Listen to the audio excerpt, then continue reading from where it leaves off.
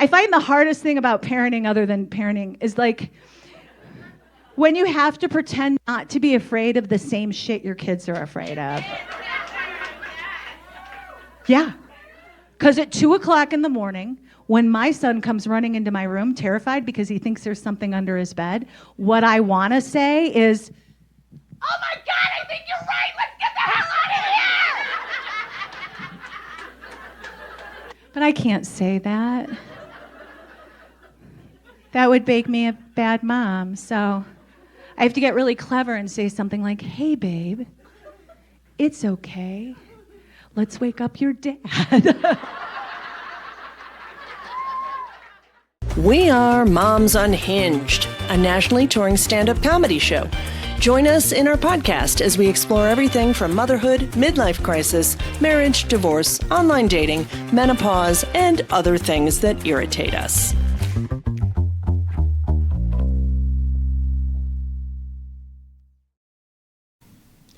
Hello, everybody, and welcome to Moms Unhinged, the podcast. I am here with the amazing Colleen Brennan, one of our Chicago-based comedians. Welcome, Colleen. It's so good to be talking to you. I am so excited to have this little moment in the middle of a week of craziness. So, yay. I know. It is Thanksgiving week. Thanksgiving tomorrow. And we're recording a podcast. Why not? Because we need a moment to ourselves. It's almost like therapy, Andrea. I feel like you're providing me a service that I'm not even paying for.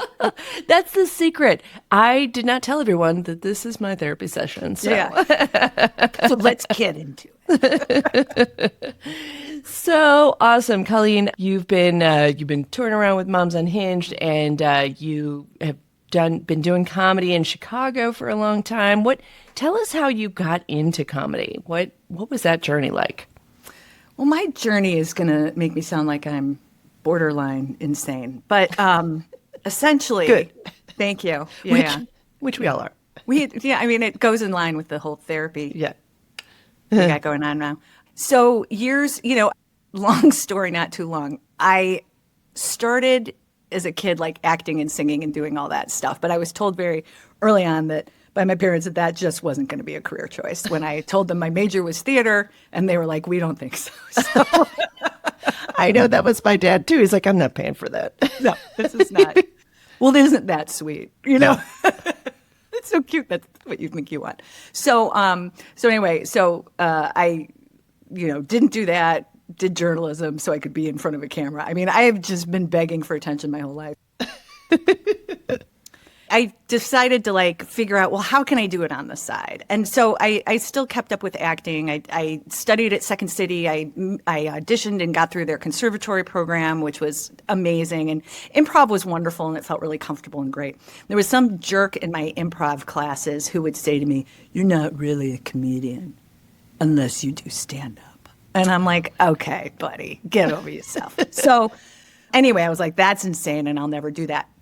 So then in the middle of a scathing midlife crisis, I went to go see an energy reader because that's what you do. Yeah. Well, I'm in Colorado. Listen, we're just seeing that's what we do in line at the grocery store. We're working with energy readers.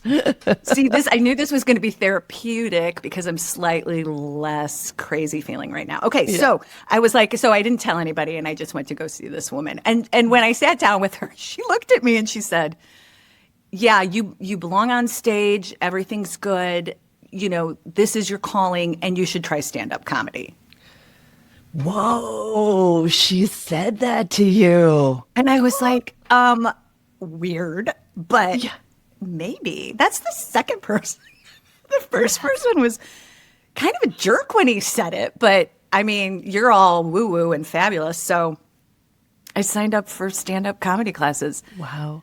And I don't do anything halfway. I kind of jump in all in and then repeat it several times. So I did Second City stand-up classes, and then I did FemCom here in Chicago, which is run through the Lincoln Lodge, and that was lovely too. And I think I took essentially 4 stand-up classes to try to build material because I was also a mom, and my kids were still young, and I was trying to build material, but I didn't have time. Right. it's such a common theme that's been running through our comedians that we're like, we can't go to open mics like and at 10:30 at night every night or whatever people are doing. We're like, we need to get in there, get it done in a pretty structured way because we just don't have the time to just mess around. And so I'm paying a babysitter to essentially go babysit because like everybody there I definitely, if not, could have been their unfortunate teenage mother at some point. I was definitely old enough to be their mom. Do you know what I mean? I know. It is very hard to relate to. I'm like, oh God, we are in just such different worlds, and you're probably not going to get my material, and I'm certainly not going to get yours.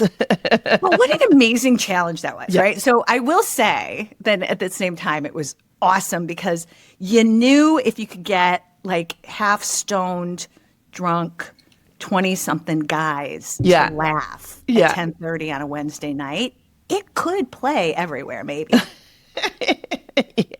Yeah. Talk about battling uphill on that audience. Yeah, for sure. That'll hone your craft real quick. Yeah. So anyway, it felt good being back awesome. on stage and doing it that way. And so I still do whatever I can, and I have a day job that allows me to be somewhat flexible. So yeah, that's great. That's great. I love that you are here because of an energy healer. You know what? Yeah, I know. It's awesome. That is awesome, and I know how fun. And we were talking beforehand that you are a boy mom. You have two boys, right? Yes, two boys. Two boys. So we were going to get into. I'm a boy mom as well. So we were going to get into that a little bit. How challenging that can be, like, and different. So it's, parenting is challenging no matter what, really. Here, I'll ask you this question: do you think having boys was easier than having girls? I mean, that is an excellent question. I'm not qualified necessarily to answer it because I haven't had girls, but I will say that every girl mom I know is pretty much convinced that it's harder to raise girls than boys. And I have several objections to that. Interesting. Let's get into that. What objections do you have to that? Okay, you're given a roadmap at the beginning of this if you've got a same-gendered child, okay? Meaning you have a girl, I'm a girl, I sort of know what the girl journey is like. I don't know what the boy journey is like. Right. So I feel you're at an advantage when you have a child of the same gender. Interesting. Yeah. I freaked out when we didn't find out for my, for either kid, but Me neither, yeah. And so when I had my first son, I was like, oh no, oh God, I had a sister. I don't know what to do with this. I was kind of freaked out. Kind of. I mean, it's a separate set of equipment. There's a different operating manual. I don't know. And my husband traveled so extensively. I mean, he was gone, I don't want to say I was a single parent because that's not fair to single parents, but he was gone half the time and a lot of out of the country travel. Yeah. And so I was often doing stuff alone because I had to. Right. And with two boys and like a time difference between where he was located and I was located, it wasn't convenient to call him up and be like, hey, there's something going on with his equipment and I'm not sure what that means and I can Google it, but I'm afraid that like porn sites are going to start finding me. So I'm just in a bind. I know. Give me a call. Let me not let her know. I don't know. Oh man. Yeah, definitely. Nancy Norton, one of our headliners, talked about she was a single mom. She talked about she didn't know on the underwear that it didn't need to go through that little flap. She was like, I was doing a weave. I was weaving it back and forth. She's like, I didn't know. And I was the same way. I was like, what is this flap for? What? Why? I mean, I think they should just sew the flap shut. I couldn't just sew the flap shut. I know. I have no idea. Where did that evolve from? Yeah.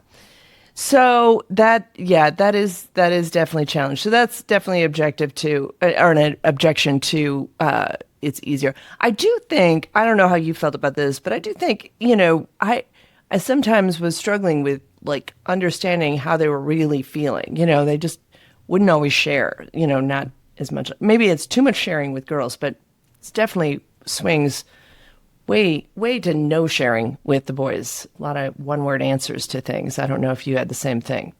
No, it was completely the opposite. They shared too much, far too much. I didn't want. No. No. There were a few things I was like, you know what? It's okay if I don't know that. It's it would be better to hold that inside. I'm going to encourage you. I have in my day job, I'm a pediatric speech language pathologist. So communication has always been very important to me, and I'm passionate about it. So I think I taught my kids to express themselves freely and openly to me. And it was definitely a little healthier for them, but maybe not as healthy for me. So I would say that was not my experience. They didn't. I was like, is there something you'd rather? Maybe you should talk to your dad about that. And they're like, no, I want to. Like I was telling. Okay, so one day, this is interesting. So one day I was sitting in the living room watching television with my older son, and there was like a commercial on where it was clear that characters who were friends were going to get together in that way. Yeah. And so he was probably like 10. And he looked over at me with like behind and with eyes and questioning face. And I looked back at him and I thought I'd like run it off at the pass, right? Like just head it off, direct him properly for whatever questions he might be experiencing in his brain at that moment. And so I said, hey, babe, looks like you have a question. Is there something you want to talk about with your dad? And he looked at me and he goes, no, Mom, I think I want to talk to you. I was like, So I said, okay, kiddo, that's great. Let's hold on to this. You find me later and we'll sit down and have a talk. Because I thought he'd forget, right? Yeah. Whatever, we're in front of him. Yeah. I hid for the rest of the day, hoping he wouldn't find me. And then he did, which was unfortunate. So he comes in and he's like, hey, Mom, what is sex? And so I was like, okay, this wasn't supposed to be part of my conversation with my kids. So I was raised Catholic. So I was like Catholic, and I'm like, okay, so I did the man loves a woman thing, yada, yada, yada. And I started explaining the stuff that happens. Yeah. And all of a sudden he looks at me and he starts screaming, oh my God, I am never doing that. I am never doing that. And then I realized that I have just ruined my son's sex life before he's even had a chance to ruin it himself. Like, what am I doing? Oh my gosh. So then I start overcompensating. I'm like, no, babe, it's wonderful. It's great. You're going to love it. You're going to want to do it all the time. And you're going to want to do it all the time. All the time. He's horrified. Horrified. I'm horrified. I'm turning red. I don't even know if you can see it. It was such there's a reason. It's been a journey, Andrea. Yeah. That is so funny. And that's hilarious. The birds and the bees talk gone wrong. Hardcore. He's leaving. I'm like, okay. I couldn't even say good talk. It was like bad talk. Good talk. Bad talk. Here's a card for my life. therapist. That's so funny. And then, so his dad was, your husband was out of town at that point. And No. Oh. He was in town. My son chose to share that with me. Oh my goodness. Oh, that is tough. So that was your oldest. Did you do anything different for your youngest? That's sometimes what happens. We try and lesson learned, but it still doesn't go right. No, I think that with my youngest, I feel like my kids are 3.5 years apart. 3 years apart, 3 years apart. I can't even remember anymore. And so he kind of I think he was always trying to prove that he knew things. I got it. I know that. Yeah. I know. I'm cool. I I'm cool. I got it. I know. And I do feel like the older sibling sometimes, likes to share the knowledge a little bit. And they're like, well, yeah. Yeah. So I remember that I was in the position where I had to have the conversation again. Yeah. Okay. Because he also wanted to talk to me, not his father. Yeah. By the way, their dad is a great dad. He's a wonderful. Yeah. They have good relationships. They just don't want to talk about feelings with him or anything. So yeah, we had the talk. It was truncated. I definitely channeled different responses from whatever previous experience I had had before. I was trying to do the opposite. I think I succeeded. Nevertheless, it was awkward, but not really as disastrous as the first. That's so harsh. And now you've been married to your husband 31 years. 31 years. That's awesome. Years. That's so great. And you were talking a little bit about you both met in Catholic, was it Catholic high school? Yeah. Oh, that's so cool.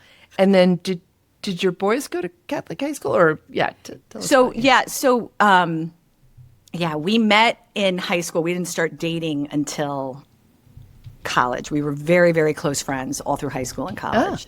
And then I told him, I had a huge crush on him. Told him to get a real date. And at that point, he realized that he liked me too, but it took like 7 or 8 years. Anyway, we raised the boys in Catholic grade school because I wanted them so both of our families were Catholic. My mom was a nun. Okay. Oh, wow. For a little while. It was very short-lived. She realized, I have an inappropriate joke that I could say, but I'm not going to say it unless you want to edit it out. But she was a nun until she knew what nun meant. Anyway, so then... It's a big commitment. Yeah, it's a big commitment. So, and then my husband's family was really Catholic. He's the youngest of 8. And so it was really important to our mothers that the kids be raised Catholic. We didn't even baptize our babies for like the first year. My mom asked a priest to come over to the house when my son was about 11 months old because she was like, oh my God, this kid's soul is not going to it's not going to make it to heaven. My daughter is dragging her feet on this whole baptism thing.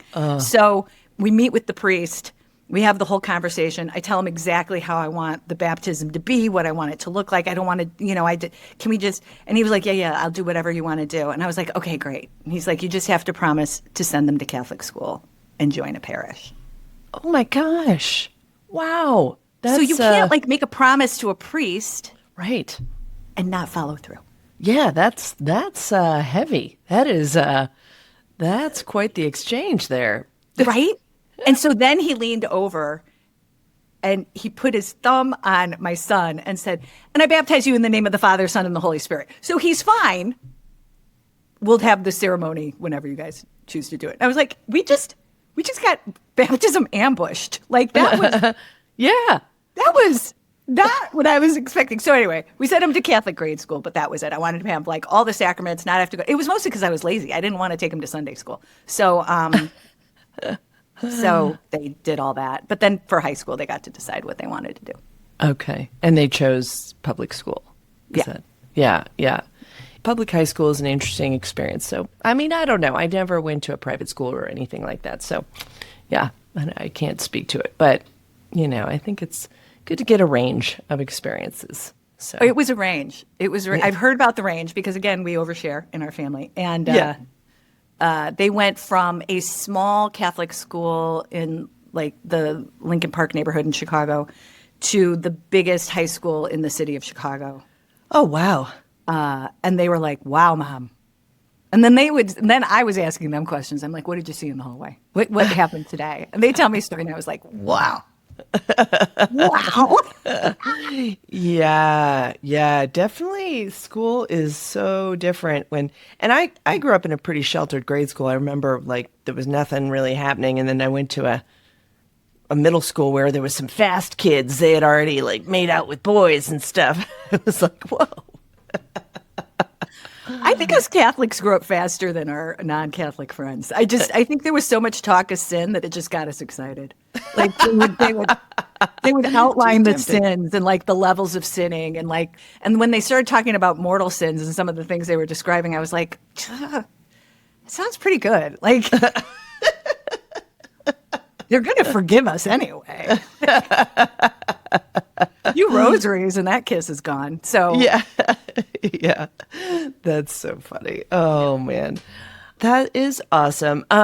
One thing I also like to ask guests is for an unhinged moment that happened, could be either for your kids or for your, when you were a child. What's an unhinged moment, so we can all feel a little more normal in our own lives and realize that, hey, it's just, we're all barely holding it all together, All right. There's so many unhinged moments from my childhood that experienced with my parents, so I'm not going to get into those, but it would be hard to choose. Yeah. But one of them actually happened the day before Thanksgiving. Oh, so here we are. For me. Yeah. I had taken my kids, the David Bowie exhibit was downtown it was so cool. If you're into David Bowie, it was pretty fabulous, but it was at one of the art museums downtown. And so my kids were like, I don't know, James was probably like, my youngest was probably like 9 or 10. My oldest was 13. And I was like, you want to go see the Bowie exhibit? They're like, yeah, we're in. Great.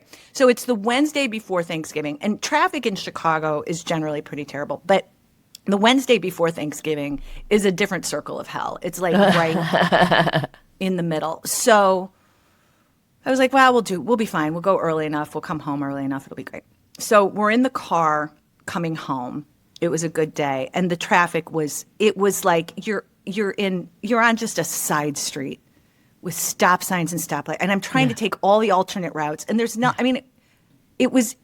it probably took us an hour to get home for a 15-minute drive. Oh okay? my gosh. Yeah. And we live in the city. This is just going from downtown to like our north side neighborhood. Anyway. Yeah.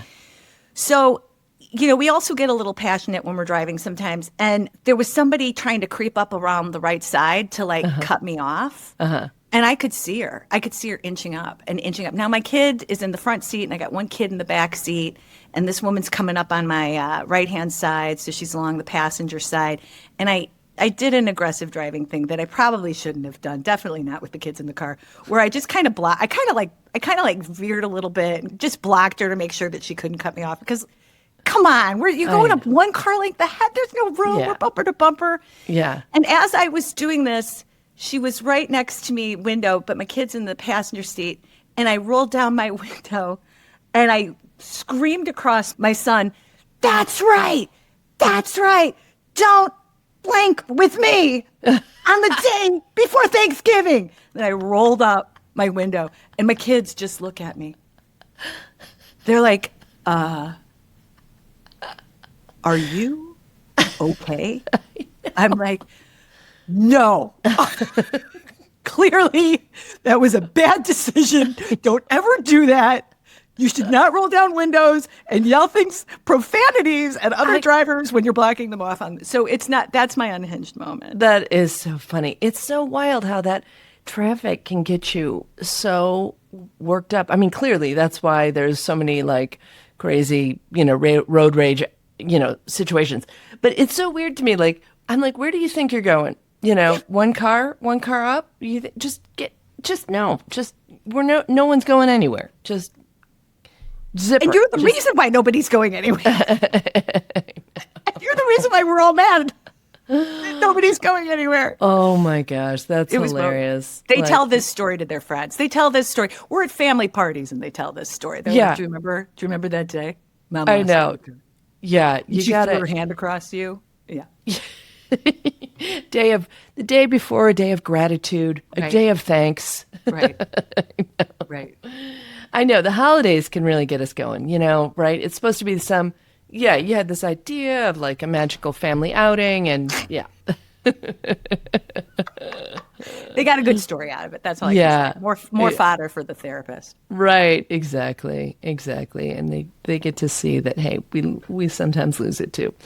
So now are you from Indiana? You're from Indiana originally? I grew up in Northwest Indiana on Lake Michigan. So we were considered part of the Chicago metropolitan area. Right. And you have a podcast called Defending Indiana. Defending Indiana, yes. Yeah. Which I started with a comedian friend who is also from the same area of Indiana called the Region. Yeah.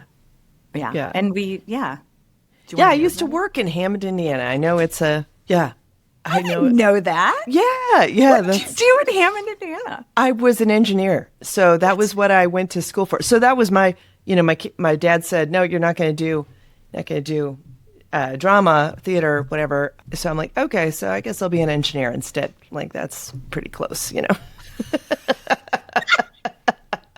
So yeah, I was an engineer in Indiana. So I had a crazy long commute from the suburbs of Chicago. So yeah, that was wild. So Wow. yeah, Andrea, I didn't know that. that's so funny. Yeah. How long did you work in Hammond? I worked there for about a year, and then I found it was a weird job. It was really weird, and I was glad to get out of there. So then I found a closer job to where I lived in the suburbs, western suburbs. So that was a better fit because that commute was brutal. And you talk about bumper to bumper traffic. I literally would bring a book to my commute. Yeah. And I would read my book while I'm sitting in traffic. I'm like, And I want to just, for anybody who's young listening to this, what Andrea has done with her hands is she's literally opened a book. Okay. She is signed opening a physical book. This was not an audio tape. This was not, Andrea is reading text. I know.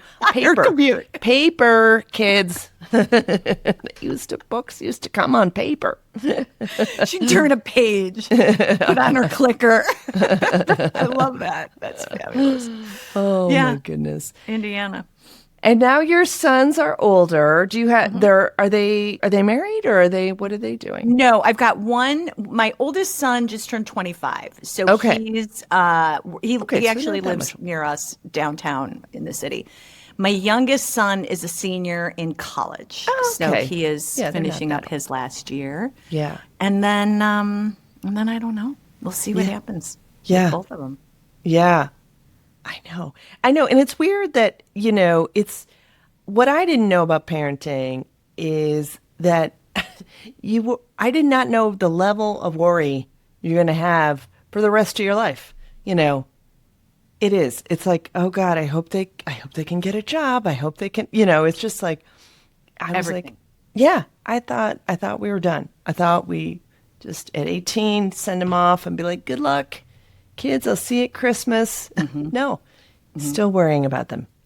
I worry about them, and I worry about them coming home. Like, I worry about what they're bringing home. I worry about how much space it's going to take in my house. I worry about everything. Absolutely everything. Girlfriends, jobs. Yeah. Did they make it home okay? Right. Are they going to take an Uber? Did they ride the red line at an hour when I think it's appropriate? That's a train in Chicago. Yeah. Right now I'm acutely worried about how much stuff they're bringing over when they come to spend the night with us tonight, because we downsized and they exhale when they get here. It's like the stuff is everywhere. I don't know what it's like for you. And it's guys, I feel like guys have more stuff than girls. Or girls are better at containing their stuff than guys. I don't know. I think they're better at picking up. I don't know if probably that's it. true or not, but it's definitely everywhere. It definitely just explodes. So yeah, it's a challenge. And I'm in the process of downsizing. So we still have space here. So you can shut the door. We are lucky that we have that kind of space, but I get things like, Mom's so picky. She doesn't want us to leave our stuff on the kitchen counter. I know. Like you're gaslighting me right now. Yeah. You're telling me that I'm not normal because I want you to pick up the cereal boxes that are empty and sitting next to the trash. Okay. Right. I know. And there is some level of trying to train them well for their future life. You're like, okay, let's not be a total pig, That's one of my biggest worries. Yeah. What are they like when they go to other people's houses? I know, for sure. It's like, and it's funny because I'm like, well, it is weird how it does feel like our kids reflect on us. Like, I'm like, I hope they're not like, what was wrong with her mom? She just didn't, she didn't have that dialed in. But they're their own kids, their own people, Yeah. Yeah. Oh, I just want them to pick up the dishes. Like if they're sitting at dinner with their girlfriend's family, but I'm trying not to tell them because I'm trying to let them, like Mel Robbins tells us all, we got to just let them. So I'm letting them. I'm doing a lot of work on myself to just let them. But still, at the same time, I'm like, oh, isn't it wonderful? Just one thing. I know you didn't ask for any advice, but I'm going to tell you. If you could just pick up your dish from the table when you're with, do you do that when you're with other people? Because you don't do it here. Do I? So I don't know, but do you know that that's a good thing to do? Yeah. Then I get the eye rolls and I'm like, of course, Mom. I know. It's so hard. Biting our tongues and yet also still trying to parent. So, yeah. Well, this has been so fun. Why don't you tell people where they can find you, how they can listen to your podcast? Give us your information. We'll have the links in the comments or in the show notes, but let us know where people can find you. Absolutely. Okay, so first of all, I hope you're regularly checking the Moms Unhinged website to sign up for buying tickets to any of our shows, and I'll be in several of those. So you can find me on that website. You can also find me at colleenisfunny.com. I try to update it. It's been a little tricky lately for updating. You can also find me on Instagram at Colleen Brennan Comedy. And definitely, please check out our podcast, Defending Indiana, which is not what you think it is. Basically, what it is we're two comedians who grew up in Indiana who hear a lot of jokes about Indiana, and we try to dispel the myths and offer people nuance. It's not just about Indiana. It's about our country and being able to have conversations and understanding that we're more alike than different. Yeah. And we have amazing guests. We've had celebrity guests, a lot of politicians and authors and movie makers, and it's been great. That's awesome. I love that so much. Yeah. Awesome. Well, check that out, everybody. And thank you so much, Colleen, for joining us. Oh, it's been so fun, Andrea. Have a wonderful Thanksgiving. You too. Thanks for listening, and make sure you subscribe, share, and follow us on the socials to get more comedy clips.